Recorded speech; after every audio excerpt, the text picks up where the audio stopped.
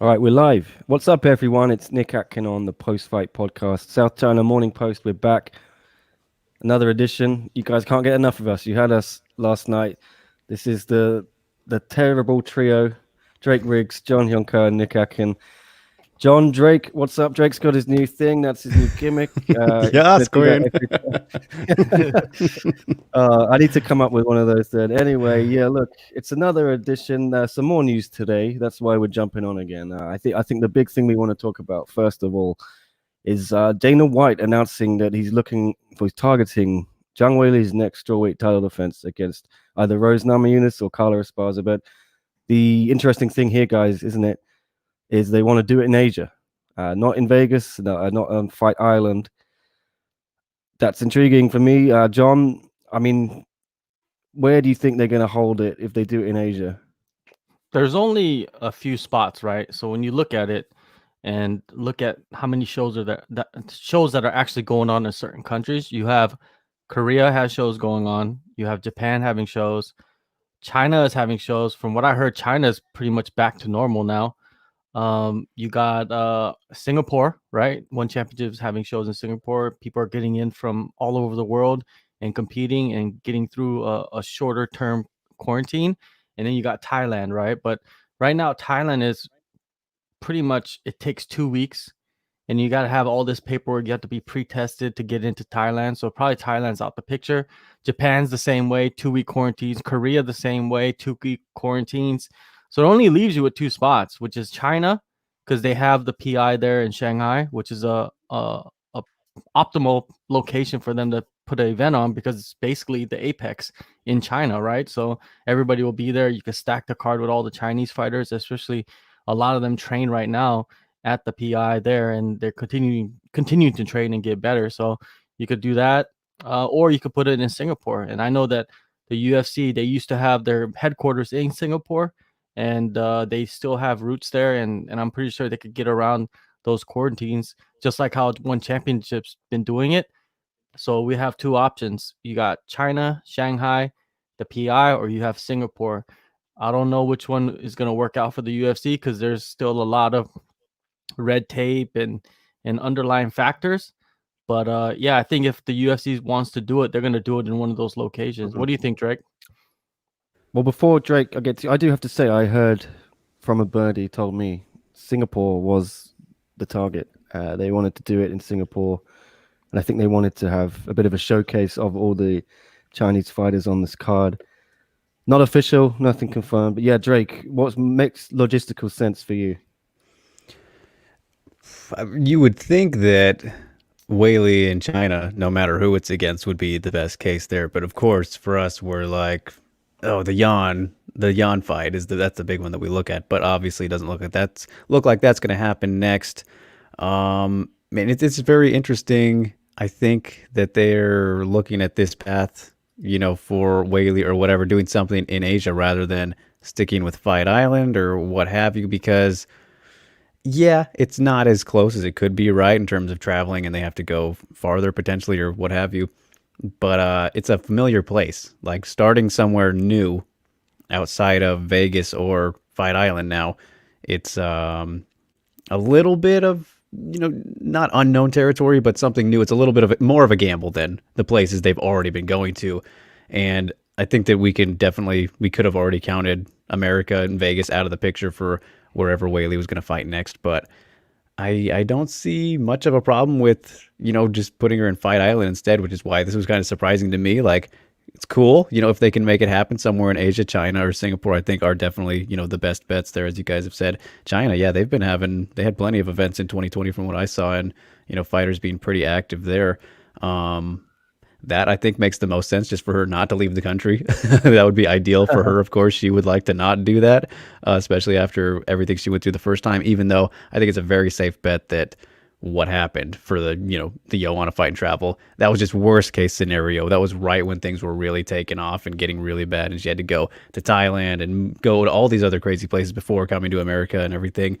Not ideal for the champ, and that wouldn't happen again this time, but whatever's best avoided, I think that's definitely manageable a lot more now. So yeah, it's just a very overall interesting interesting thing to hear, and good news, I suppose. You know, if they can make it happen wherever. Yep, and another interesting thing is Dana again started planting the seed of that idea that it might actually be Carla Esparza who gets this title shot, because looks like Rose Namajunas, I presume, is holding out for a little bit more money than they want to give her. John, does this cheapen the fight for you, the title defense? I mean, no disrespect to Esparza, she is a former champ, but I think Rose Namajunas, we can all agree, is the clear challenger. I mean, even Joanna Jędrzejczyk admitted that. I don't know. There's a lot of people in my eyes, whatever you want to say. Is Rose the one who should get this shot, John? Oh, of course she should, but I don't think it's money though. I doubt it's money. Carla Esparza and Rose Namajunas and Zhang Weili, they all have the same manager. So it's kind of a weird situation right there. It's like the manager has to kind of balance the scales between all of these three females, right? So, but I don't think it's money. I think it's basically location. I think it's location that what they're battling with. It's like Rose probably wants to fight in Vegas. She probably doesn't want to go to Abu Dhabi. Where was her last fight? Was it in Abu Dhabi? Do you guys know? Or Rose? It was one of the Florida cards, I think. Okay, Yeah. it was one of the Florida cards. So she didn't have to think. leave the U.S., right? Yeah. So Rose, I feel like she doesn't want to leave the U.S. I feel like she wants to fight in America, and that could be a blockade to get this fight done. And if Dana White, he keeps saying that he wants to do it in Asia. So basically, it's like, which fighter is willing to go to Asia to fight Rose Namajunas? Or not Rose Namajunas, to fight Weili, right? And I feel like Carla Esparza has probably put it out there to her manager that she will go to China to fight her. She will go to Fight Island. She will go to Antarctica. She will go to Siberia to fight her because she wants another crack at the title. And Rose, maybe she's not willing to go to China. She's not willing to travel that far to get a crack. And maybe she wants to sit back and let someone else fight her first and then get the next shot. I don't know exactly what's going on because Dana White keeps saying Carla Esparza, it's up to Rose Namajunas. And then Rose Namajunas' husband or boyfriend or whatever he is, coach, everything, right? It's like her lifeline, right? Pat Barry, he's saying that she's getting ready for Rose, or what is it? Rose is getting ready for Weili, right? So it's very confusing what's going on. But so that makes me think that she doesn't want to go to Asia because I feel like Dana White wants Weili to defend her title in Asia. I feel like that's if they're gonna do any fights outside of Fight Island and Vegas, it's got to be on this side of the world. And if it is, man, I hope to God I'm there. I hope to God I'm there because I could see them stacking that card pretty heavy with all the Asian fighters. Zombie. You know, Zombie doesn't want to be a headliner. So what do? You put him in the co-main event underneath Weili, right? Weili's the headliner. They do a fight night like they did last time in Shenzhen. Man, there's so many great fighters out here that could stack that card up. You got Hyon too. You know what I mean? Hion's out here. Loma's out here. There's so many good fighters that they could match up. And a lot of fighters are willing to go to Asia to fight. They don't care. So I think that that's the blockade. But Rose does deserve the title shot, though. If we're gonna just pick who's gonna get the title shot. Okay, well, Tristan, thank you. He's pointed out actually Rose last fought at UFC 251 in Abu Dhabi. We were all wrong. Tanwen says Carla beats Rose and is on a 5-fight winning streak. Tristan again saying Zhang Weili fighting in Asia is fire though, especially since she can speak English now. She'll reach such a large audience. Yeah, I didn't see the video, but I saw Zhang Weili was talking a bit more in English now. She's been studying it hard.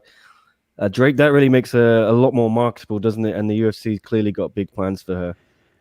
Yeah, no, 100%, man. I watched that whole video around the time it came out because it's actually been out for a couple weeks now, but they just now, Butler posted it or whatever. But, she did that not super duper recently, but, like a month or so ago, whenever. But yeah, very impressive to hear her English coming along. She's been working on that for a good while now, since even before the Hyon fight and everything. And shameless plug, I actually spoke to her English translator if you want to check that out. That was good fun talking to him. Very interesting guy, and the whole story behind how that came together. But yeah, it makes Weili already, she was already a very interesting person just from what we knew about her beforehand, and then with her fighting style, that always helps. But yeah, no, she's got all the makings of being a really big star, and of course, knowing English definitely broadens her horizon of the exposure and everything. So I had to get that in there like that. So yeah, no, it's totally, everything's looking good for her. It's just she needs to get in there and fight again. That's been really the only thing. We've just been waiting and waiting and just dying to see her back. So hopefully not too much longer. I just want to see her back so badly. I think we all do. I put in a request for Rose Namajunas as well, John. So hopefully we can talk to her, clear up all this situation, get her side of things. Atan Nguyen saying again, Asian fighters have to travel all the time. I don't know why American fighters use travel as an excuse. Yeah, John. We're not saying she's using. We're just speculating that could be it. You know what I mean? But you do make a great point that Asian fighters, they travel all the time. Why shouldn't these other fighters come to Asia? You know what I mean? So I think it's a good plan for the UFC to kind of branch out from Fight Island, from Las Vegas, and do a show in Singapore, because Singapore is kind of like a Fight Island in itself. You know what I mean? It's not a very big country. It's a country that's a city basically, right? So you can contain. It's pretty contained. I think the what is it? The spread of COVID is not that high at all in that country. So I think if one championship is being successful at doing it, I feel like the UFC can do it too, no problem. You know what I mean? I bet you the UFC's been watching one championship and how they've been running their shows to kind of get a gauge on what they can do if they want to do a show in Singapore. And they probably have been talking with the government the whole last year. Because I heard that they were supposed to have another show in Korea before the COVID hit last year in 2020, in the first quarter of last year in 2020. They were going to have a show in Korea, but that got axed because of the COVID. So maybe they're trying to figure something out. And I hope they do, because, man, if they do, I'm going to try my best to get over there for that show, because the shows are far from, like, how many shows can you go to nowadays? Think about it. No. Like, if you don't have the money to go to Fight Island, and it's massive investment to go there, right? And then all the COVID testing and stuff like that, and then Las Vegas also. If you can't go there, you're not going to any shows. So if they do have one over here, hopefully we could get over there with the help of Nick. Well, they're only allowing one media person per outlet too, so lowers things down for some people. What about the Shimo? They would just make up a media outlet, like. Good idea. Yeah, good point. Like Shimo and what is it? Angela Lee? Helen Yee. Oh, Helen Yee, right? Right? Like, yeah. Are they a media outlet? Come on, think about it. Yeah, no, they're kind of their own brand. Yeah. Yeah, so they're just their own brand. So does that even make sense? Like, are they media? Are they not media? Are they just like, I don't know what they are, right? I'm not hating on them. They're getting great access, and they're getting great interviews, but it's just like, sometimes the UFC doesn't make sense on how they handle things. Not at all. You know what I mean? And it's got to be fair. I'm all about being fair, right? It's like, if you're doing it for them, you should be probably doing it for the other people, right? You can't discriminate against people. So it's funny to touch on that a little bit. Is like, there are some people on, like, who do the UFC rankings and everything, but their outlets are not allowed to go to UFC events. You're like, why do you just, like, have some consistency with that part, if you're letting people, like My MMA News, for example, Eric, he was doing the rankings. I don't know if he's still doing them, but contributing and everything, but yet MyMMAnews.com doesn't get press credentials for whatever. He's like, I don't get the logic in that, where it's like, hey, you guys can do this thing that's maybe more important, at least from the fighter's perspective, than you actually going there and covering it. Like, I don't know. I would think it would be the other way around, but what do I know? Yeah, it is weird, but there's nothing we can do about it. We could talk about it, but they're not listening to us. They don't care what we Dana have to was say. watching last night, John, remember? Oh yeah, he was about to jump on the stream, but it was getting too late. He said he had to go to sleep and wake up early because Habib was coming. He had to get ready. He had to get the place ready for Habib. Okay.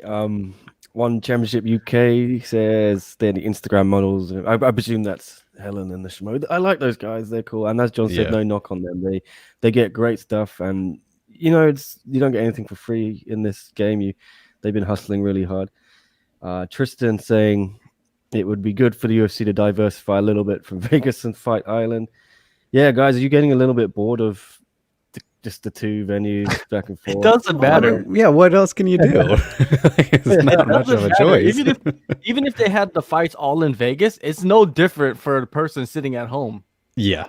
Right? It's no different. So they could have every fight in the Coliseum in Italy and have it in a dome and then have it at Fight Island. It's the same thing for the viewer. There's nothing different for them, right? It's all about the live audience. You know, the live audiences, they get to experience the UFC a different way when you visit that country, when you visit that city, and you have the fighters come in and you know, and do PR and fight and entertain. But without that, it's like who gives a rat's ass like where they're competing at? It doesn't really matter, right? It could be Singapore, it could be, you know, Kathmandu, it could be Bangladesh. It doesn't matter. Like it's gonna look the same on TV. Okay. If only they fought on the beach, that would have been the cool differentiator. Exactly. the tiki, like the tikis, Mortal Kombat, all that. Yes, you know, if they exactly. did that. Yeah, I think Max Holloway was joking about that in the interview he had with Andrew Whitelaw on our channel, SCMP MMA. Little cheap plug there, guys. Go check it out. John has been doing some great interviews as well. I just wrapped up today with Filthy Tom Lawler. That was a really fun chat. I'll be getting that out soon. John, you've just put up Michael Chiesa, haven't you? And who else you got in the pipeline? Nobody. Like, okay, it's kind of a slow week this week. So all right, like we'll just do more podcasts. Okay. Yeah, WMMA scene now says Fight Island was a lame gimmick. They blew smoke up everyone's butts and then delivered the opposite. Indeed. Tristan again. Yeah, I agree. Just make me feel it would feel like going back to normal a bit more with different cities each week. Yeah, I think we all yearn for those times when it's a bit of a traveling circus. I know I do. I loved following One Championship around Asia when I was covering them in 2019. Can't wait for that again. Anyway, that's another seamless segue. We can go into our next topic, One Championship. Your boy Nick broke a little bit of news this morning. The fight we've all been waiting for, guys. I know you have, Drake. Oh, yeah. Alan Ngalani, the Panther. Omar Reug Reug Kane. One Championship, heavyweight bout, Unbreakable 2. It's going to be huge. Good Literally. stuff. Yeah, literally. What a man-made. These men are massive. Oh, man. Yep, I'm blowing up on Bodybuilding Twitter. competition. 151 retweets, 259 likes. I never get impressions like this, guys. So It just shows you my Run moment Run, like how fame is popular here. he is. Yeah. Right? It's incredible like how popular Rung Rung has become. And he doesn't how many fights does he have? Like 3? One. He has one just the fight. one. He won it. It was pretty impressive. How does that even happen? Like what kind of PR machine does he have behind him? I know, right? Because like I think it's just because of the aesthetics of him. And also Alan is pretty popular himself, right? In his own right. Like he's pretty big on social media himself. So this is an interesting fight because these guys are very, you know, look at them. This is like a movie matchup, right? Don't you think so? It's like if you had a movie and you're like, okay, this is the UFC or this is One Championship, the movie. Like these dudes would be fighting each other in the movie. Like that's what the kids would be, you know, chasing after the ticket booth for, you know, to watch this on the screen. So what kind of information do you have about this, Nick? Well, yeah, all I know is it's heavyweight. It's Unbreakable 2, which was January 29th, will be recorded on the 22nd. So I guess Alan is heading over to Singapore very soon. I'm going to have both guys together for a face-off interview, which should be pretty fun. Has Yeah, so- Roman ever done an interview before? I don't know. We're gonna find out. I haven't seen a I video can- one. I know he Yeah. has, but I've never heard him speak. Yeah, but One Championship released a lot more information shortly after I put that out, including the full card for Unbreakable One, we'll call it, which is on January 22nd. Yeah, I'm just trying to find it here. I wrote about it. It's a decent show, John. Like you reported first, Shinya Aoki gonna welcome James Nakashima to lightweight, former welterweight challenger. Headline bout between bantamweight kickboxing champ Alaverdi Ramazanov and Kapitan Petchian D Academy. Mengbo is also back. She's going to fight Samara Santos, not the Atomweight Grand Prix. No one knows what the hell's going on with that still. And then, as One Championship UK was pointing out in the comments, Stamp Vertex has been confirmed, yes, versus Alyona. I can't pronounce that one. Sorry, guys. That's going to be the main event. Rasahanya, there you go. Okay. And then, yeah, I think that's all we got on Unbreakable 3, but that's going to be MMA for Stamp. She's looking to go 6-0. Again, no one Atomweight Grand Prix details announced, which is a slightly concerning development, seeing as Angela Lee's going to give birth in April, and they may not even start the tournament before then. But they can probably do no harm, can they, Mengbo and Stamp guys, by notching up another win? Surely help state their case for inclusion in the Grand Prix. This shows you that the Grand Prix probably won't happen then. I feel like this is like evidence. You know, if this was CSI Singapore, this is evidence that there's not going to be a Grand Prix. There must be some hiccups, you know what I mean, in putting it together. Because I would think like they would be, you know, scrambling to get this news out, to get this bracket out. But if you're going to put anybody in the brackets, Mengbo is definitely one of the women in that bracket. Like, why are you having fight this girl? I don't even know who she is. Like, you should be having her fight in the tournament next. You know, even if you have to make her wait like a month from now. But it seems like they're not, and they're just going to continue putting fights together. We're probably going to end up hearing about Harada getting a matchup soon, and I think a lot of these girls in the top of the division, the ones that are coming up, prospects, they're all going to get fights. I don't think this tournament's going to happen anytime soon. I feel like if it does happen, it's going to probably happen in like the middle of the year. That's when they're going to start. Chris is asking in the comments, what's up, Chris? Have they even confirmed Ham yet? No, they have not confirmed whether Ham Shohei is even signed to One Championship. I think that's the holdup, isn't it, John? It could be. And I think there's a couple other fighters probably that they're trying to put sign, and maybe there's some hiccups with that too. But yeah, if you look at the comments, Bo's opponent is 1-6 in their last 7 fights. Yeah, that's not even a layup. That's like they give you a ladder and then you just walk up the rungs and dunk it, right? It's like, and Mengbo is dangerous, dude. Like, she will hurt somebody. You know, it's not like she has a style where she's like out pointing her opponents. She's out there to like hurt girls, right? And I think this is like, we're gonna see another highlight reel from Mengbo in this one. Yeah, I was saying to Drake before we went live that at least Stamp's new opponent, she's actually won some fights. So there's a slight step up, I think, in competition for Stamp here. At least Samara Santos and Mengbo, that's a complete layup. Yeah, but Stamp is 5-0. I think this might be her toughest test. So it would be good to see her against someone. I think she's 12-4. I'll just double check. But yeah, Drake, that's a pretty... It's not an easy one, is it? And we want to see Stamp tested against higher opposition. I think we all do. Yeah, no, I think that this is definitely a better matchup in terms of if you're comparing with recent opponents that Stamp has fought. Rasonia, or however you want to pronounce her last name, definitely has plenty of experience and the skills to present a good challenge for somebody like Stamp. But at the same time, you kind of have to look at her activity as the biggest thing here because... Yes, she's 12-4, but really you could say that like at the moment she's 2-0 because she's only fought twice since 2014, one fight in 2018 and one fight in 2019. Both fantastic wins. You know, the first one over Samantha Jean Francois, who I think her last fight came against Rena in Ryzen. I don't remember which one that was, but sometime in late 2019, I believe. and then Elaine Leal.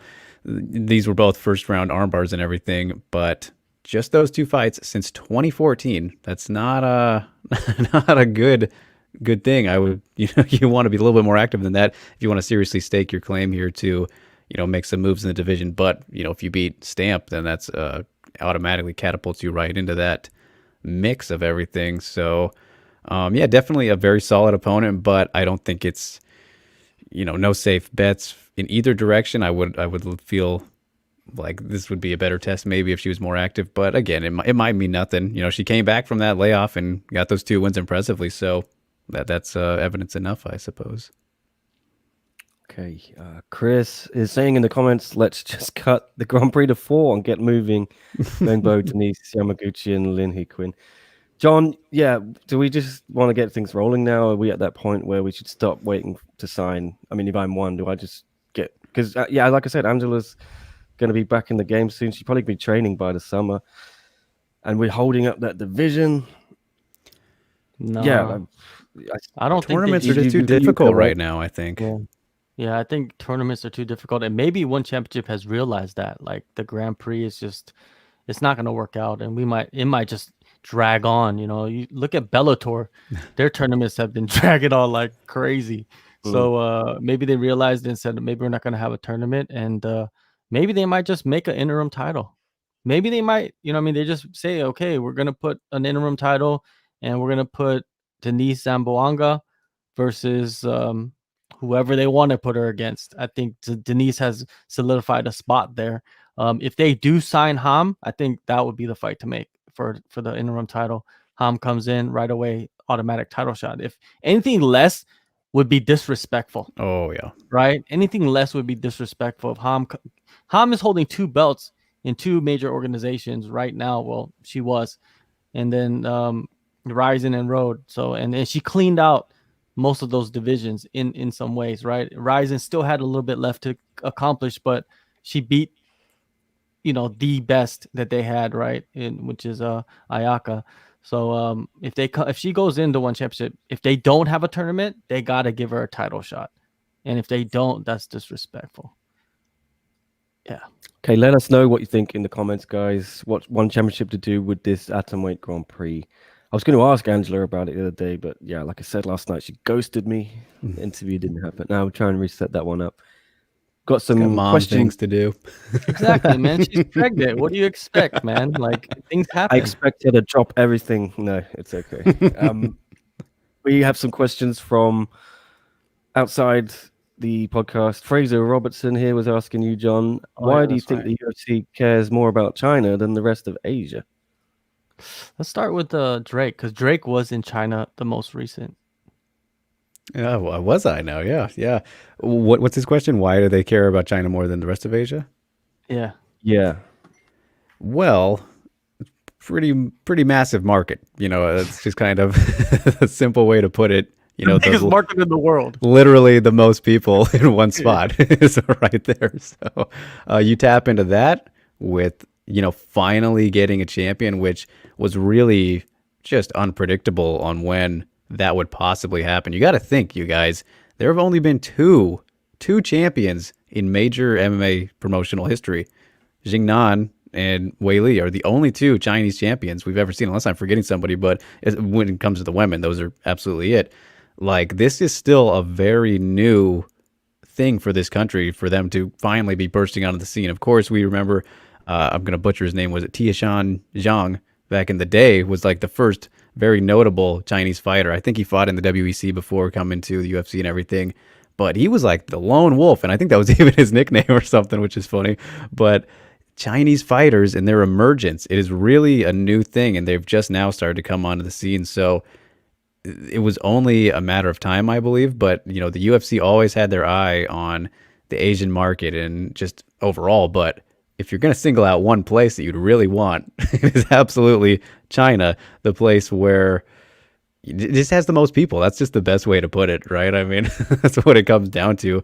And their their interest in this new thing for their people. Like I said, they haven't had this before. Now they do, with somebody who is extremely talented and marketable. Just not doesn't matter where she's from. Where Weili has a personality and a fighting style that doesn't matter where she's from. That's a potential superstar. But since it's from them and their first person to be able to carry this torch on the biggest platform, which is the UFC and MMA, like everybody over there too is going to be backing and supporting this and helping. Just the interest is going to be like, oh wow, whatever the new. It's like the Michael Chandler thing, to go back to the quote from John's interview. Like, the new shiny toy is Chinese MMA fighters. Like, it's whatever that new thing is. There's going to be more intrigue, no matter what it is, and that's a really big point with this. Like, sure, it might die down eventually and everything. And I always look back to this story when when Weili fought Jessica Andrade for the title in Shenzhen, right? I was on the subway train, watching it on my phone.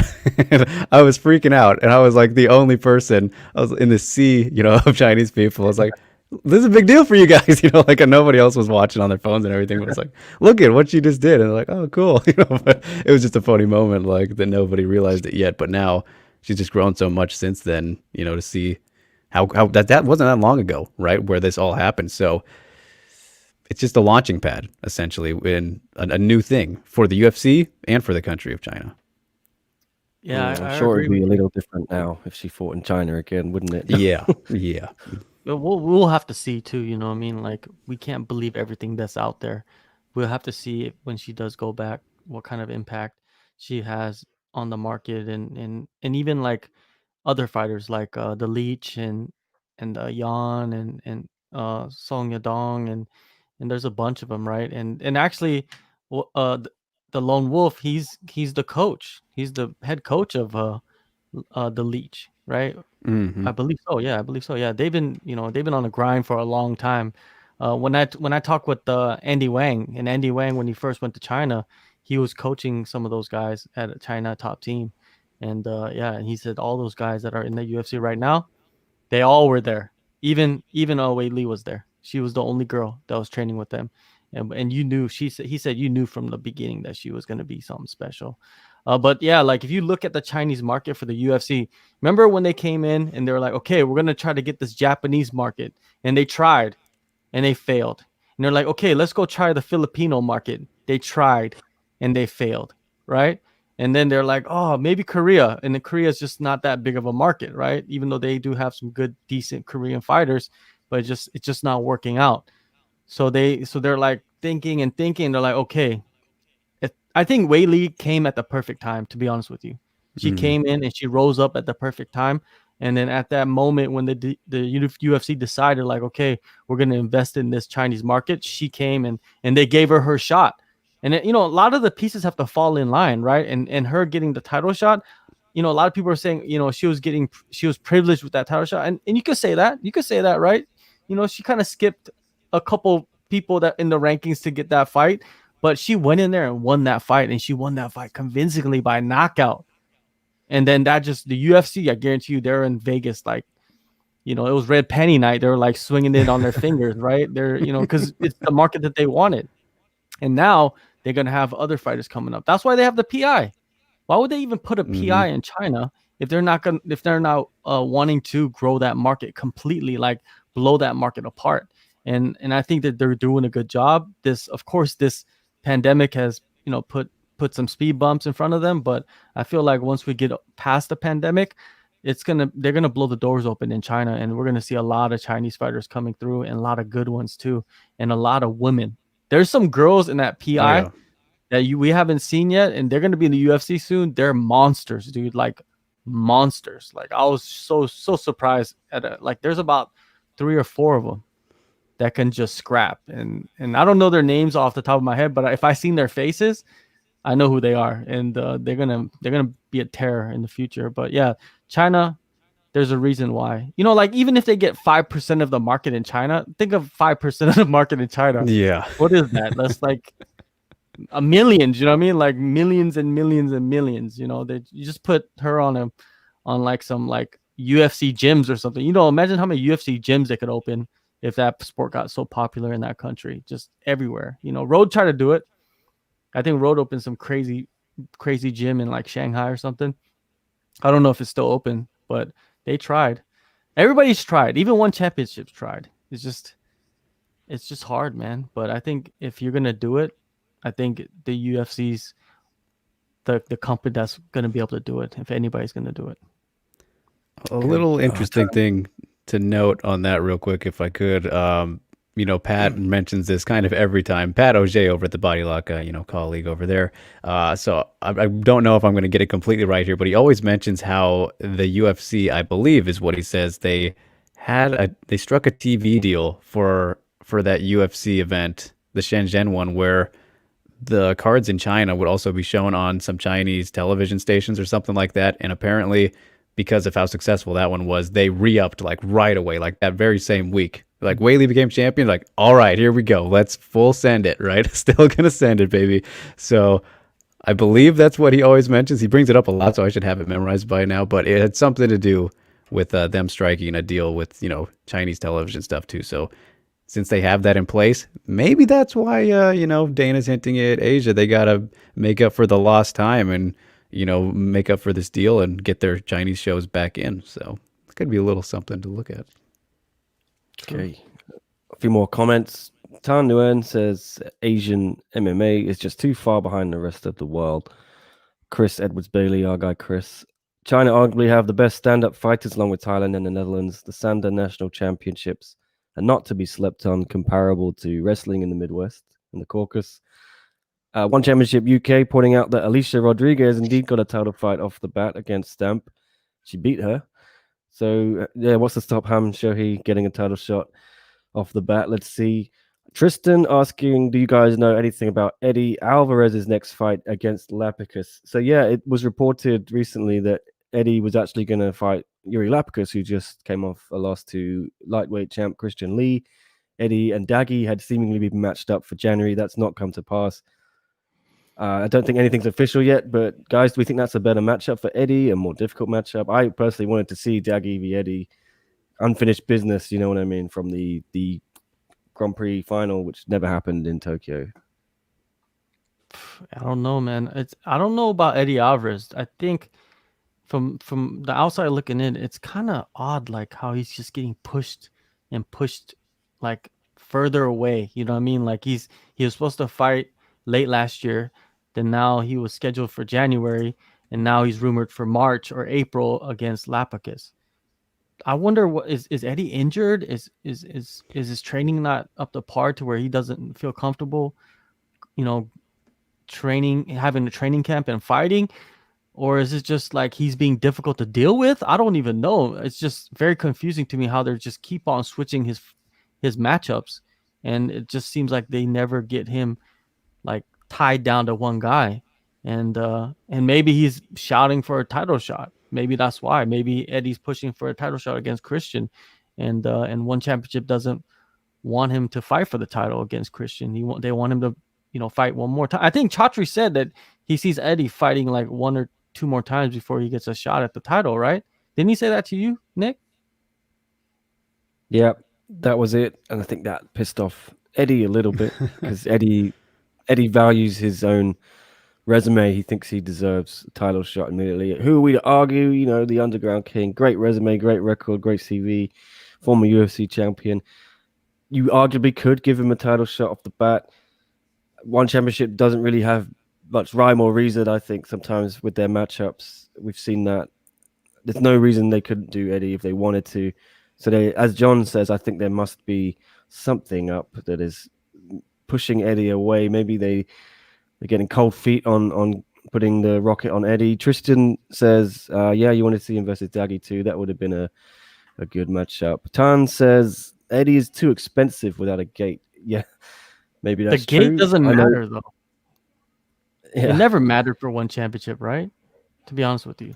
Come on. Yeah, they don't do huge gates, but maybe I do know, we talked about it, Little John, didn't we, that the DJ fight seems like it might be, DJ Adriano Moraes might be timed for an American audience. It's going to be live on TNT, I think, and there's a possibility it's after AEW, the wrestling on a Mhm. Wednesday night. So that would be a great lead-in for them. Maybe, yeah, Eddie, they're trying to figure out how they can make money off him in the US. I don't know. Yeah, it's I want to see Eddie back. I can tell you from personal standpoint, he drives crazy numbers for one championship content. When I do a fight week with Eddie, the numbers are mad, and the page views and all that, and the video clicks off the chart. No one in their organization compares other than Ngalani with his Burmese troops, and then Demetrius Johnson and Angela Lee. So Eddie's definitely one of their biggest stars, top 3, no doubt, maybe top 2. So they got to find a way to get Eddie back in the cage or the ring. Give Eddie a WMMA. title shot. You gave Lapicus a title shot. Give Eddie a title shot. He's coming off a win, and you want Christian to fight Eddie while Eddie still has some steam. Yeah, who doesn't want to see that? Eddie is a former Bellator champ, a former UFC champ. He has wins over some of the best ever, and you don't want to put him against Christian? Come on. Christian, you want to build Christian, right? That's the purpose of having that champion like him, a young guy, and you just put him against, that goes back to the whole Vitor Belfort and John Jones thing. It's like the young lion versus the old lion. This is a perfect situation right here of that. The young lion versus the old lion. And the old lion has some tricks up his sleeve, and he could get it done, but the young lion is going to go in there with the advantages, right? And we want to see what happens. You want to put that fight together before, let's say you put him against Daggy. Let's say you put him against Lapicus, and he loses to those guys. All that luster, what was the point of even signing them? You know what I mean? Like, you want to push him for the title. You want him to fight Christian. And even if he beats Christian, then you could give Christian the rematch and then give him another chance. You know what I mean? Like, and if he loses again, you give him the rematch again for the trilogy. Like, I don't know. I want Eddie. Like, if Eddie's listening, Eddie, look at me. I think you should get the title shot. I think, like, if you give him maybe one fight, but to be honest with you, like, in this climate of like people not fighting very often and him having to travel all the way to Asia from the States, which is probably a difficult task in this like pandemic era, I feel like they should just put it all on the line and say, Eddie, come over, fight Christian for the title. You need to do it. Come on. And we're gonna play it on like prime time, TNT, whatever, TBS, whatever channel that they're on in the US, because I don't really care about it too much. But because when we watch it, it's like the evening hours, right? So it's all good for us. But yeah, like, I think that they should do that. I think they should give Eddie the title shot automatically, and the other guys that are coming up, they'll get their chance. You know what I mean? Like, just give Eddie. Eddie has the resume, and he's coming off a win against a former champ. Why not? Why not give it to Eddie?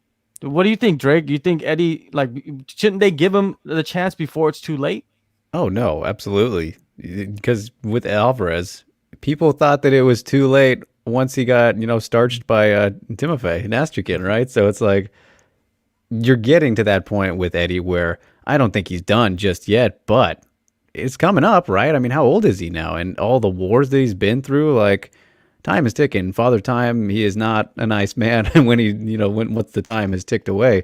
So you got to get this one out of the way, milk it for what it is while you can. And just a great matchup as it stands right now. There's only one way to find out. You don't want to have that missed opportunity where this was right in front of you. You go with something else, then Alvarez loses. Like, it's not the same as Tony versus Habib, but one of those cases where you have this fight totally right in front of your hands that you want to make. And it would be awesome to see it happen. But then something happens where the new blood comes up and ruins it all, like the Gaethjes or the Alvarez, what have you.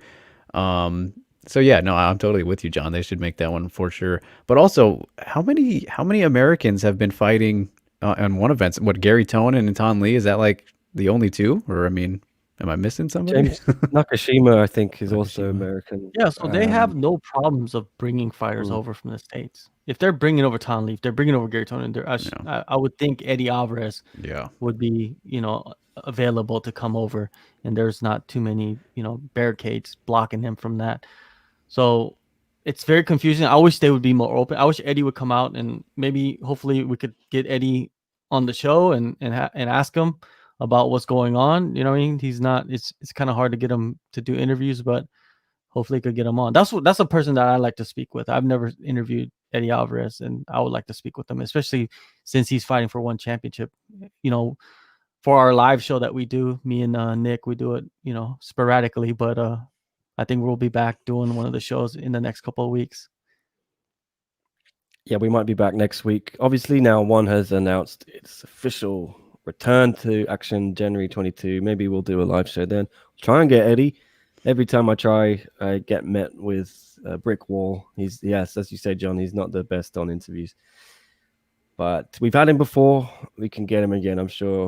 Andrew Whitelaw got him for us. Maybe Andy can use that old Fox News contact to get Eddie on the show. Worked for Max Holloway again yesterday, so I'll ask Andy what he can do. What about the comments here? Adam H. What's up, Adams? Adam's saying they should have done Eddie against Aoki. Makes so much sense. I've seen it too many times already. Nakashima versus Aoki doesn't make sense. Yeah, I wouldn't mind that. I mean, Nakashima versus Aoki does make no sense. Well, it makes sense for Nakashima. Like, you're dropping down a weight class and you're going to fight a guy that's near the top 5 in the division, and you beat him. That makes you automatic contender in the division. Makes hell of a sense for Nakashima. By Aoki, I thought Nakashima doesn't care. Winning against Abasov until exactly. That's why I'm leaning towards Nakashima in this fight. But I thought Nakashima could have probably got another crack at that title fairly easily, maybe one more win. So unless he's just done at welterweight, doesn't want to bother, maybe he sees more opportunities in lightweight, bigger fights, more money. But Nakashima looked pretty small when he stepped in there against Abasov. Abasov looked pretty big, right? And I'm thinking that Nakashima is not that big of a welterweight, and probably he's a natural,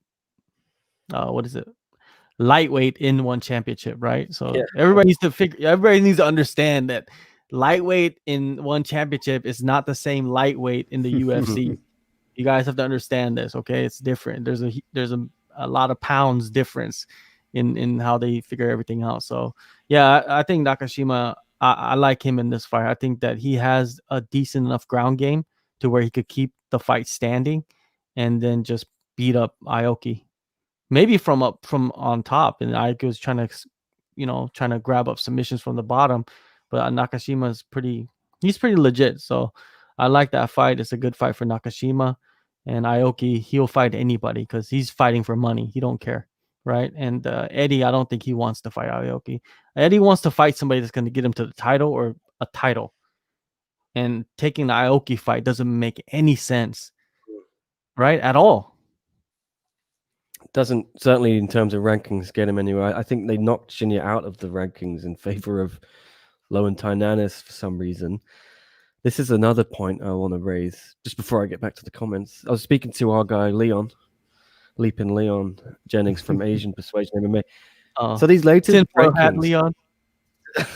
Well, look, they've released another rankings update, and really? Leon messaged me, and he's like, "Man, did they ask you for your picks for the rankings this time?" I said, "No, they did not." So they've left us both out. I think they've just started doing their own rankings again, which would explain why Lowen Tainanis came in at number 5, having not fought for how long? Nearly 2 years.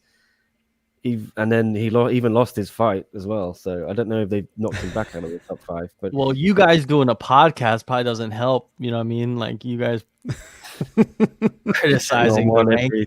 Yeah. I mean, you guys control the rankings. They're like, come on, get these guys out of here. These guys out of here. Yeah. Okay. Well, all I'm saying is, I'm not sure if Shinya's even in the top 5 anymore. So you're right. Eddie doesn't get a title shot if he beats Shinya. But yes, Nakashima, a lot of people in the comments seem to like that fight. Dylan says, I think Nakashima v Aoki is a compelling grappling match and will be a fun one. Adam H says Nakashima will smoke Aoki, will be like the Askren fight.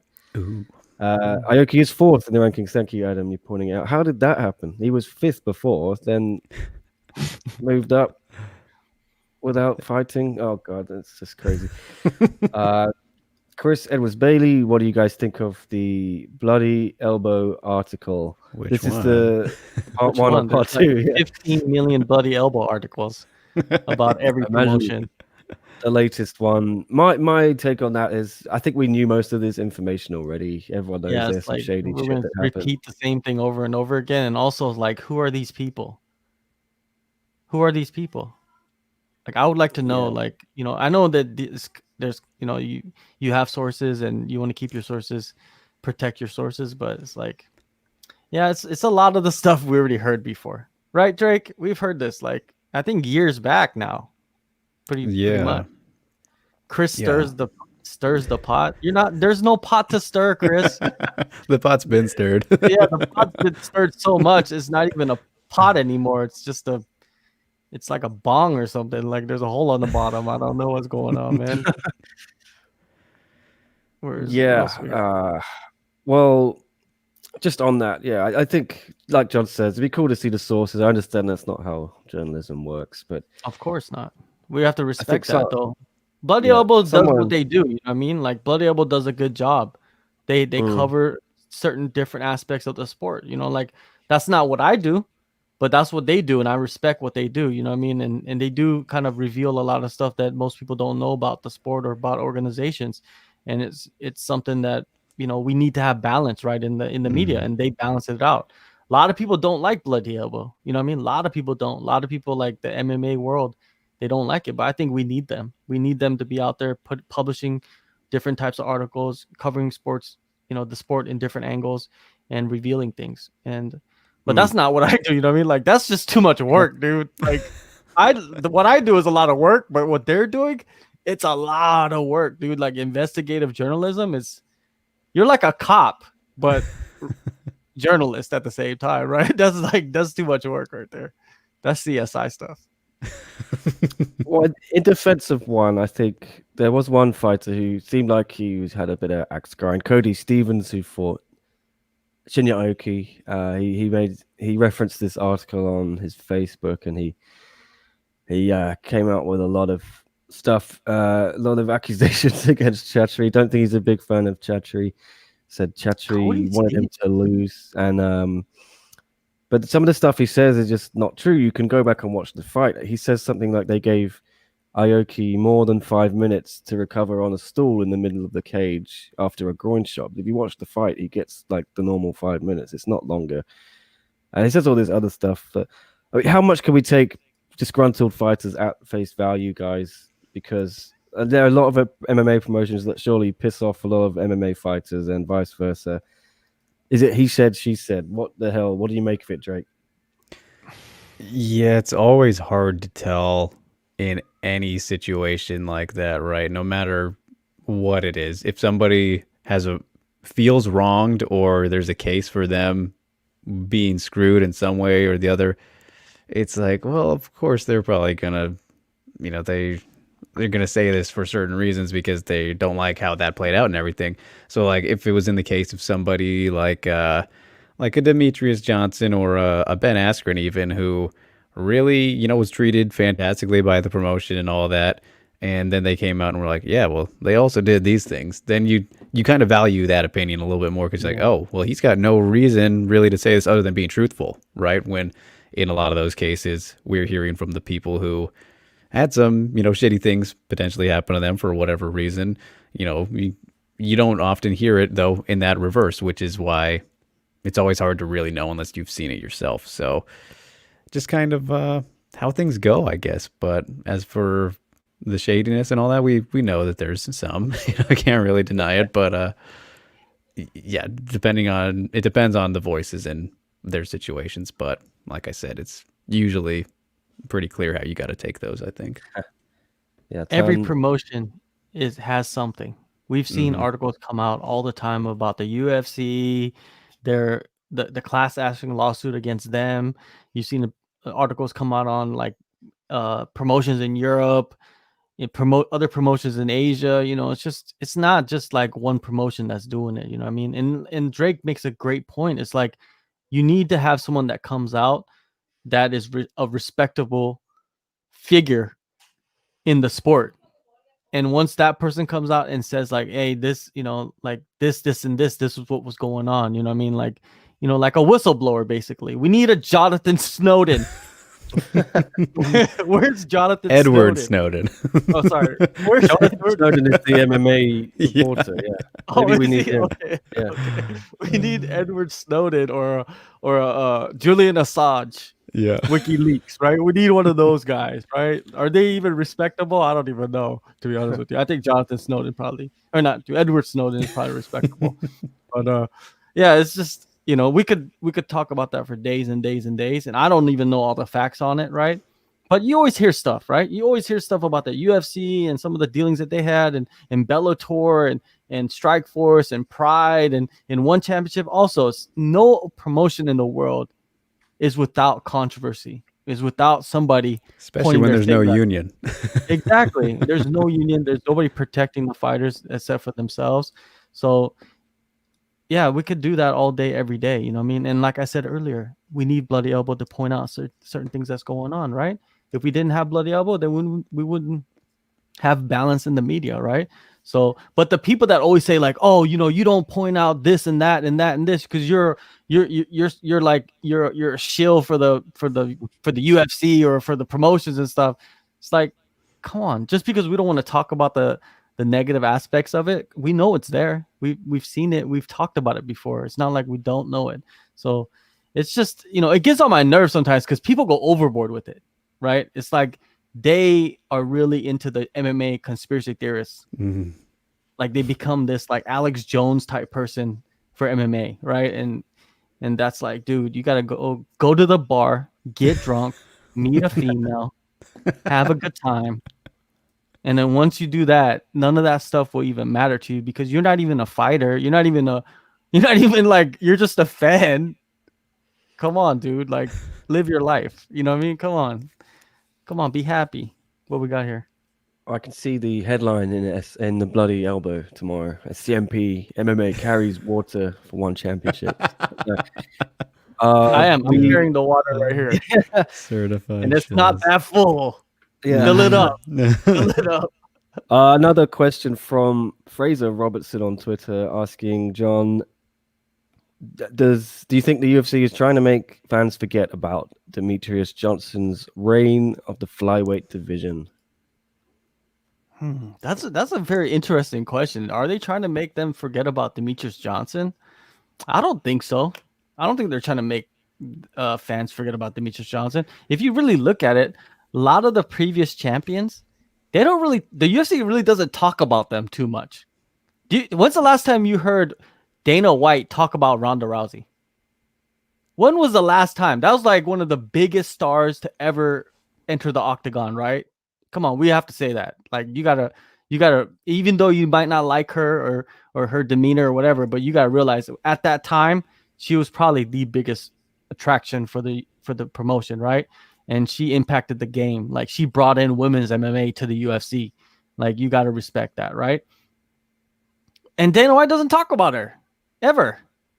Drake, when's the last time you heard Dana White talk about someone like Ronda Rousey?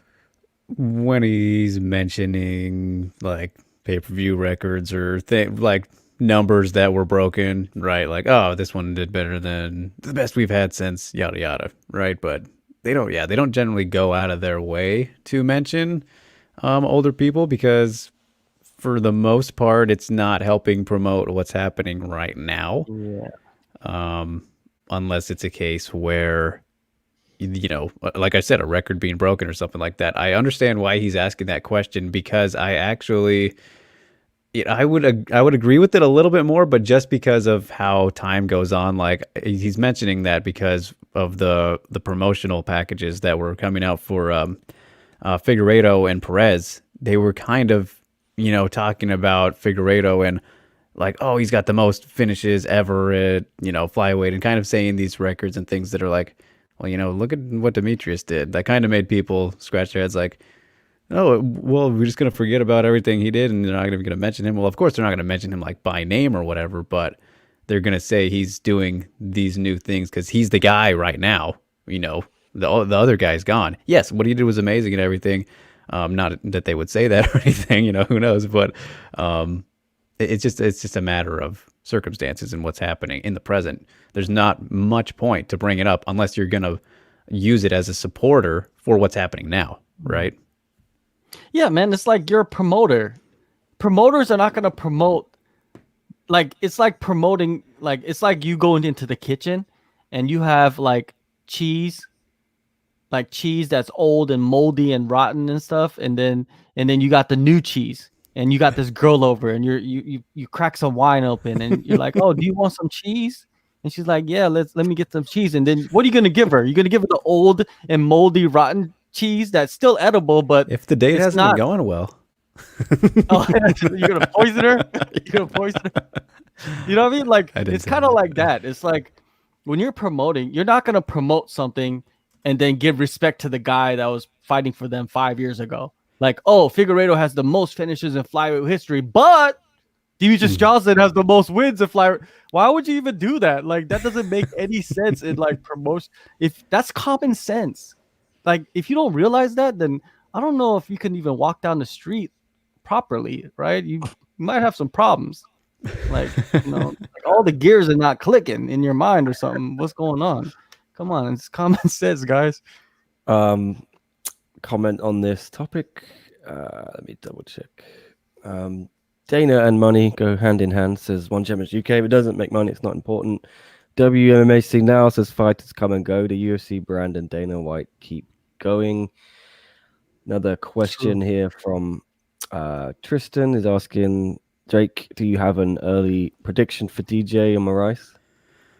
Yeah, I think I think Moraes is quite a good fighter and everything, but there's only one Demetrius Johnson. I think he's still one of those guys who he's kind of went from, I don't know if he's perpetually been underrated. I think he probably has, just because of how good he was. Like, people realized he was really good, and you could have there were the arguments out there that, his level of competition and all that, but I never bought into that. It was just that he was that much better than everybody. So now I feel like leaving the UFC, he's gotten more underrated because he hasn't, I don't think he's gotten worse whatsoever. He's still very, very good and one of the greatest of all time. And, depending on how you feel about it, he could be the very best of all time. It's a little bit similar to a case where, just to circle back to what we were talking about last night in the upcoming fight with Holloway and Cater, like Holloway, he's a guy who, yes, he's lost in, recent fights and everything, his last two to Volkanovski, but it's not like he got completely shut out or he got embarrassed. He didn't look like a guy who wasn't still capable of fighting at a championship level. And then for Demetrius, same case with him, man. And you look at his loss to Cejudo in the rematch. At the time, I thought, okay, I think I edged it to Cejudo. But on rewatch, I kind of feel like that might have been, I don't know if I want to say a robbery, but I definitely had Demetrius winning it with more rounds than I expected to on the rewatch. So what I'm getting at here is that Demetrius is still a guy who, yeah, he did, Wakamatsu and some of his recent opponents did put up give him a good challenge here and there, but it wasn't enough for me to be like, all right, I'm going to bet against DJ now in fights. I'm going to bet against him until I see him struggle very, very badly or lose. Like, he's still on that level for me. So I think Demetrius will pull it off, and I'm going to pick him against everybody, as I said, for the most part. Follow up there just quickly. Do you think DJ fights better hydrated and not cutting all that weight to 125? Well, he didn't cut that much weight to 125, right? What was the quote he said? I'd take a dump and I make 125. Like, that was what he would say, man. He never cut that much. But I think that, the less weight cutting, no matter how much, is always the better for any human body. So, think he fights better fully hydrated? Yeah, I mean, there's no reason to say he doesn't, just because he hasn't maybe been finishing as spectacularly lately. I don't know if you can really say one or the other, but yeah, I'll go with that, and no problem. I appreciate the question there, Tristan. Thank you for asking. Yeah, thank you, Tristan. Another one from Chris here. What do you think about the UFC deleting their Donald Trump videos? Was it UFC or Twitter? Yeah, I saw one got taken off Fight Pass as well. But it was pretty old. I don't know. What video are they talking about? Like, I don't even know. No, you remember the media video that came out a couple weeks ago? Was that that had Trump on it? No. But I'm assuming Chris is maybe grouping it in there, but that video's gone now. Why? Why is it gone? Did it have something like incriminating or something? You know, it's just you Because saw that it, Well, they could would right? get some there- You legal there's saw damage. it. actually somebody. I guarantee you, somebody in that video, they probably ended up trying to sue him or something. Oh yeah, Yeah, very easily. possible. Defamation. It was very, very litigious, like Yeah, so like libelous. I could see that. If I Completely was out on of the context video, with a lot of those. Yeah. if I was on the video, maybe I might go to my lawyer and be like, "Hey, is this right? Can they do this to me? Can they like put me on here like this?" Because they were attacking I'm everybody in sure. that video. I reckon ESPN had a word with them because Yeah. it libels Ariel Hawani pretty hard, and they're Mhm. obviously their broadcast partner. So, but I think the one Chris is referencing is there's actually a video on Fight Pass, some kind of content with Trump in it. It's pretty old though, but that got yanked from Fight Pass and from YouTube. Can anyone shed any light on this? Oh, here you go. Chris has answered his own question. For UFC 25 and the one thanking Trump as well. You know, For UFC 25. it would be so funny if like on Fight Island and everything for the events and the press conferences that Dana's doing, they'll ask him about Trump. And I'm like, yeah, Trump was never my friend. You know, like the old with the Stitch thing. You know, I was never friends with that guy. Just totally flips on it. Yeah, I could see him Biden, doing that. my friend. Well, yeah, it looks like there's some kind of documentary about how we Wow, saved really? the sport. Yeah, Hey, that's the one I meant. Yeah, Who cares? I don't give a damn if they erase some Trump video. Who cares, man? Trump is gone. Like I don't even know what's really going on over there. I think there's like some like they're trying to not great. impeach him now or something, and they're trying to push him out or something. I don't know, man. well, Like I don't even UFC pay. has very I don't pay good lawyers. attention to even politics in my own country, right? Like I don't even watch the news barely at all. So I don't even know what's going on. If it's not COVID related and people are like, you know, like if they're not getting sick and like something's not, you know, something's bad that's going on, I'm not paying attention to politics is the same over and over. It's like a broken record, man. It's just different people, but the same thing continually happening. And I hate it, man. And if the UFC wants to erase some Trump video, race it. Who cares, man? It's not big news. And later on, they're gonna have some video with like I don't know, somebody like Mike Perry, right? And later Mike Perry gets in trouble. They're gonna erase everything Mike Perry has done. You know what I mean? Like, it's just. I mean, look at this I don't know if this is an extreme comparison, but you know, I'm just being honest with you guys. And the first thing that came to my head here to draw the similarities, but I don't know. You know, I'm sure the WWE and how they've handled Chris Benoit since that happened, right? They've pretty much erased him from history, and I think they've like denied that they have purposefully done that, but yes, they very clearly have. And of course, what he did was absolutely awful, so it makes total sense. Of course, you know, not like Trump killed his family or anything like Chris Benoit, but that's the comparison that came to my head for erasing them from. Who's Chris Benoit? He was a wrestler. Yeah. A pro wrestler, right? What happened with him? He double murder, suicide, or whatever you want to call it. Killed his wife and son, and then himself in 2007, I think it was. So yeah. Okay, so that's not good. So basically, after that happened, WWE was like, "Oh, we can't." Yeah, they don't mention him at all or anything ever since then. Yeah. Didn't recently another wrestler die too? Yeah, Brody. Oh Lee. yeah. That was Did he kill him? natural. Was He that had just like a lung illness. Wasn't okay, COVID. okay. All right. And wrestlers, man, just go watch the movie The Wrestler and you'll realize like even that Beyond the Mat documentary with Jake the Snake, that was an incredible documentary because when I was young, I used to watch pro wrestling myself as a kid, and Jake the Snake was one of those guys, you know what I mean, that you watched. And it's just funny how you kind of learn about the backstories of like the snakes. Like some of the snakes would die in the airplane and like you get new snakes, and then like the women, they love the snake, and like and he's gotten bit by the snakes, and the snake has bitten other wrestlers, and wild, man. But interesting. Yeah, just go, if you haven't watched it, go check it out. It's pretty, even if you don't like wrestling, it's a crazy like inside look of like pro wrestlers that you would never think.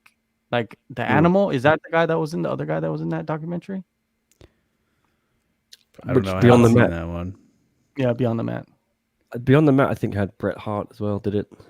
No, it didn't have Bret Hart. It had Jake the Snake, and there was another guy that he wore the mask, like the brown mask cover, and he was the big guy. But then in real life, he was just like this family man. Yeah. it's Well, with it seems Benoit, it was that Benoit's death and all that changed wrestling, I think, because Oh yeah. they implemented drug testing because there was, I think a lot of it was roid rage or something, wasn't it? Or CTE is what they suspect. They analyzed his brain after he died, and they said he had like the brain of a 90-year-old dementia patient from all the well chair shots and that stuff. happened in the NFL too. Yeah. You know what Yeah. I mean? It's happened in all these like so-called combat But we sports. haven't I really think had NFL any is combat sport deaths too, like man. that. To be honest Yeah. with you. So yeah, it's sad, man. It's sad to see those things happening, and hopefully people, they And start I to derailed study that it more. conversation a Yeah. whole lot. Yeah, yeah. We all got all sad now. We're all like sad, like Ah, I'm It's gonna go to Chris's well, church. fault. It's I'm Chris's gonna have to go yeah. to fault. church. Well, Chris was pointing out it's actually the 25th anniversary. Okay, I stuff remember was that now. I didn't watch a it, couple but I years remember ago. it. Yeah. Well, The yeah, whole we'll Trump see. thing you're talking about, right? Yeah. Yeah. They Another. need to erase that guy from history. It's funny if they do, yeah, because I think the UFC has a great team of lawyers. I was trying to say earlier, and they have probably clocked that Trump may not be in the good books soon enough of history. So maybe they don't want to be associated with that. I don't know. One more question. You got to go yet, John, or what? Are you I got a heading couple off more to work? minutes. Oh, before going, just one more last thing about Trump. I'm just wondering like what Colby Covington is gonna do now with Trump like completely gone from office. What does he do? Does he continue with like, or I think he does he has to, right? does he twist it and say like, oh, I'm running for president? That He's would just be gonna better, follow right? Don Jr. will probably run, and Oh yeah, the then whole he could MAGA just thing's ride not that going wave. away, is it? It'll be, yeah, Yeah, well, anyways. I think Republicans will be putting up another similar candidate. It's not going to go Yeah. away. Too Yeah, Colby popular. will- They got a lot of votes. Yeah, Colby will be fine. The gimmick is protected, I think. Yeah. What about this then, Tristan? Do you guys want to see Ongla defend the light heavyweight belt or rematch de Ridder or fight Leandro at Tides? For me, I think do the Big Dash trilogy in middleweight because that was pretty close, those first two fights anyway. Ongla can get a win. He can fight soon then, and we can see how it plays out. I don't see de Ridder really having any opponents. Yeah, Ataides, he says he don't want to fight that guy ever again. They were actually training partners for the Ongla fight, so yeah, it could be a good rematch. He pushed him close. Drake, John, what do you want to see Ongla do next? Onla, he should just stay at middleweight and fight the middleweights. There's nothing really there at light heavyweight, so it seems like Onla wants to stay at middleweight too. Like literally nothing, right? Yeah, there's literally nothing. Yes, unless he fights Vitor. Like if Vitor that'd comes be in and cool. says, "Okay, I'm gonna fight at light heavyweight," because that's another thing. Is like, where is Vitor? Like, what is he doing? Like, he's out there calling out Jake Paul, and he hasn't even fought in one championship yet. Like, your name is Joe Kapar. Like, Oh man. like that was just the corniest like dad joke ever. You know what I mean? I've had some of those jokes myself, but that's on purpose. Like he was actually like trying to make a diss track So bad. like video, and I'm just like, dude, you need to have your kids like write some better material because I think like your kids would have helped you out. But yeah, I'm just wondering when Vitor is gonna fight. It seems like he's never gonna fight again because Well, yeah, he was meant to fight Alan Ngalani, wasn't he? But Yeah. Alan, as we were saying today, is going to fight Omar Kane. So, yeah, what do you do with Vitor on a tangent, Drake? I don't know, man. I feel like he's never gonna fight at this point. Like it's been so long since he actually stepped foot in there, and I don't even remember who his last opponent was. Not Jacare, was it? I don't even remember. It's one of those guys. But what do you do with Vitor? Why not? I guess if he's willing to take Ongla, I mean, on paper, saying, oh, we got Vitor Belfort here making his debut against Ongla and Sung. Like, damn, you hear that and you're like, okay. And then you see it and you're like, all right, that's probably going to be sad. It's going to be pretty sad here, unless it's they won't fight each other because they're teammates. Right. Yeah. So that's that matchup is like we would love to see it, but it probably most likely won't happen. And with Vitor, he's gonna probably end up, if they do have a heavyweight tournament, I think that they're gonna put him in that tournament. I think that's what they're waiting for. If they do have a heavyweight tournament, Just put him against Farah. yeah, just put him against Farah, or put him against like Reug, or put him against, like Amir Al-Akbari, like just, I don't know, because I feel like Vitor's getting his body ready for heavyweight. He's just bulking up, getting bigger, getting stronger. He's continuing to train, and I think it could happen, man. I think but it's just like very confusing why they kept on delaying him from making his debut. It's like they're waiting for the perfect opponent. It's like there's never going to be a perfect opponent. You just got to get in there and schedule the fight and have him fight somebody. But we'll see. Maybe we're going to see him box. You know what I mean? Maybe they're going to, because they were trying to put that Roy Jones Jr. together, right? Roy Jones Jr. versus Vitor in boxing. But I don't think One Championship has the platform like a Thriller, like a Jake Paul's platform. You know what I mean? That pay-per-view platform that they had with for the Mike Tyson. Triller. The Michael Jackson of pay-per-view streams. But well played. But yeah, just it's Vitor Belfort. I want to see him. I want him to fight again, but it's just I'm just very confused, and just confused on like what is his like plan, because when did he last fight? 2018? Yeah, Tristan said it was that Machida rematch, actually. Yeah. May 2018. That's a long time ago, and it's not like he's a young buck. He's an old buck.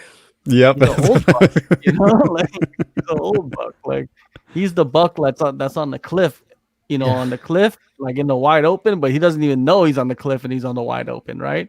And the young bucks are looking at him like, oh man, look at that old buck. He just opened for season right there. Well, did you see? I think One Championship UK's pointed out. Yeah, one did a social media graphic pitting One Championship fighters against influencers, and we saw that Vitor did a call out of Jake Paul. I think it was Jake Paul, not Logan, on Twitter. We covered that in another podcast, didn't we, John? Yeah, I feel they're just trying to use this as some kind of method to generate hype.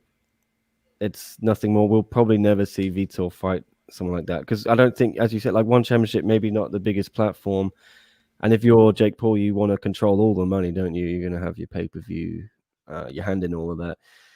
I don't know. Let us know if you think we're going to see that, guys. Jake Paul's not even responding. He probably doesn't even know who Vitor Belfort is. Yeah. That's the thing. You need to have Jake Paul respond and have some dialogue, some back and forth, right? But there's nothing. Vitor posted that. People talked about it for a second, and then it's off. It dissipated, right? And it's gone. So there's nothing to it. So we just need to have him just fight somebody, a real fighter, not a joke Paul. Okay. Couple more quick comments here. Chris, if Nick and Leon are removed from the rankings, why don't SCMP make unofficial rankings for One Championship? Could go up to heavyweights too. Yeah, why not? We make our own. I think I could just do MMA, because I don't think I'm the right guy to do some of these divisions they have for kickboxing and Muay Thai. I have no idea what to do. I just play it safe. I'm not very risky. If your rankings are too much work, man, like if you're making your own rankings, it's fine. But when you're doing like everybody's rankings and you got to calculate that stuff, that's a lot of extra work for you, Dick. You want that extra work? Yeah. Another divisions to keep an eye on in one as well. Tristan, do you guys know when The Apprentice is supposed to come out? No idea. They haven't confirmed anything. Nothing official. It's very hard to get any information out of them about this. Really like blood from a stone. I think they don't know when it's going to start. They're trying to shop it around, is what I heard. They want to get a TV contract for it. It doesn't even have a TV deal yet, I think. That's the problem. And hence why they put it on Fight Pass or something. Yeah. I think it's going to just end up being on YouTube, and they want to make a big splash with it. That's why they brought in GSP, I think, Askren, wanted to give it a bit of star power to shop it around. I don't know. I haven't heard anything. I don't think you guys have either, Drake or John. Well, they have all these TV deals, right, for their events. So I'm pretty sure they're talking to a lot of the broadcasters in some of these countries to see if they could find a slot for them. And I'm pretty sure they're gonna find something. You know what I mean? They're always find something. They always find a way. These promotions, these organizations always find a path. Mm-hmm. You know, it might not be the shortest path, but Yeah. they always find the path, and they find, you know, the destination of where they want to go. So we'll see what happens. You know, I'm not really tripping about it. When it comes out, it comes out. It's not like I'm going to be watching it on like network television. I don't even watch network television, to be honest with you. When's the last time you watched network television? I don't even know. Like, I watch everything like basically online or just on apps, right? Like Netflix and Amazon Prime and stuff like that. So who needs a TV deal when you have the world's first super app? Indeed, Chris.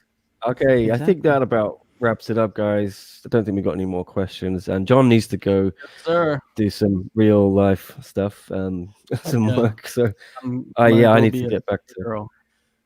Okay. Yeah, I gotta put a few stories up. Those things, bits and bobs. Drake, thank you again, as always. Back to back. We love having you on the show. Give us some plugs. What should people go do to find your content? What do you got coming up? Coming up, man, like John said, it's been a little bit of a slow start to the year and lining things up for me right now. Understandable, but, you know, working on some stuff. I did speak to Darina Mazduke. That was the first one of the new year. Of course, that's the lady, the flyweight prospect who beat up the 500-pound guy, you know, so that was good fun to get to talk to her about that. Check that out if you haven't yet. But of course, everything that I'm doing is over. You can find it at DrakeRiggs_ on my Twitter, you know, youtube.com/DrakeRiggs. Been doing work for all the outlets that I do, but it all goes on my Twitter right now. And just still working on setting up a lot of fun and exciting things. I think I'm going to tackle a very large project here soon that might take a while, so stay tuned for that. Is the underscore on the tag a personal choice, or is there another Drake Riggs? Somebody took my name. I asked him how much he wanted for it, and I'm not going to do that. All right. Okay. And you know where to find John, everyone, at JHK MMA. I'm going to put my name too. Like, I wanted to put my name on there, and there's like a bunch of people with the same name. I was like, really? John, how cool are there out there? Like, I know there's like only one other of mine. I was like, of course. Yeah. Someone on Facebook added me just because he had the same name like 10, 15 years ago. And I think we're still friends on there. And I always forget, and I just see he's an Australian guy. Lives a very different life, but it's kind of fun to see what he's up to. Yeah, on that bombshell, we will bid you adieu and good night, everyone, and see you again. I guess we're back tomorrow. No, what day is it today? It's Tuesday, is it? John's got his MMA media, the post-fight live chat show with the dude from MMA Sucker. I'm forgetting his name. Sorry, John. That's Jeremy Brand. Jeremy Brand. There you go. And I guess I'll be back with Chris as well to do a preview for UFC Fight Island 7. And maybe we'll see if we can do something tomorrow, because we love doing these. We love you all commenting and asking questions. It's so much fun. Please come back next time, and remember to like and subscribe. We'll see you all again next time.